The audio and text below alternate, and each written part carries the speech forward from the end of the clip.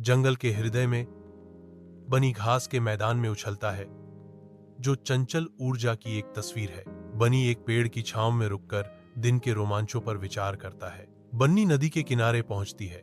उसे पास में छिपे खतरे का पता नहीं है। रॉकी, एक भूखा भेड़िया, बन्नी को देखता है और झपटने की तैयारी करता है। रॉकी झपटता है, लेकिन बन्नी की त्वरित सोच उसे हमले से बचने की अनुमति देती है। बन्नी भाग जाती है, जिससे रॉकी निराश और खाली हाथ रह जाता है। बेनी एक गुफा में शरण चाहता है। बेनी को फॉक्सी नाम की एक घायल लोमड़ी मिलती है। बेनी ने फॉक्सी की मदद करने का फैसला किया। बेनी फॉक्सी के लिए खाना लाता है और उसकी देखभाल करता है। फॉक्सी बेनी की दयालुता से प्रभावित है और दोनों दोस्त बन जाते हैं। बानी और फॉक्सी जंगल में और गहरे चले जाते हैं, जहां सूर्य का प्रकाश मुश्किल से ही जंगल की जमीन को छू पाता है।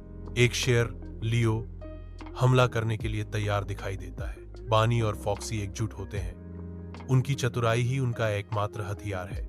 वे लियो को धोखा देते हैं, जंगल के आलिंगन में गायब हो जाते हैं। जैसे ही जंगल शांत होता है, बेनी और फॉक्सी कंधे से कंधा मिलाकर बैठ जाते हैं और सूर्यास्त को गर्म रंगों से आकाश को रंगते हुए देखते हैं। जंगल की शांति में वे चुपचाप अपनी अटूट दोस्ती के वादे को स्वीकार करते हैं।